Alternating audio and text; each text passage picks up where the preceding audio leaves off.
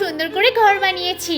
যাই আগে মাকে দেখাবো, মা দেখলে নিশ্চয়ই অনেক অনেক খুশি হবে। আরে মা যে কি করছে, ওই তো। মা মা শোনো না, কি হয়েছে? আমার সাথে এসো, তোমাকে কিছু দেখাবো। এই দেখছিস না রান্না করছি। আরে মা এসো না।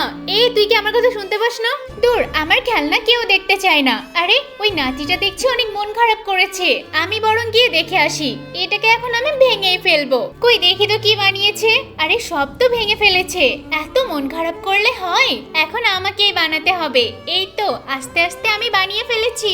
এবার গিয়ে বরং আমি বৌমাকে ডেকে নিয়ে আসি, ও দেখলে তো অনেক খুশি হবে। বৌমা আমার সাথে এসো এসো। কেন মা? ওই যে তোমার ছেলে কি বানিয়েছে দেখো, ও একটু রাগ করেছে। ও রাগ করার কি আছে, খুব সুন্দর হয়েছে।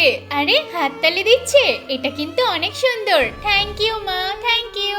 কিন্তু আমি তো ওটাকে ভেঙে ফেলেছিলাম, তাহলে ঠিক কে করলো? ও ঠাম্মি করে দিয়েছে, এবার বুঝতে পেরেছি।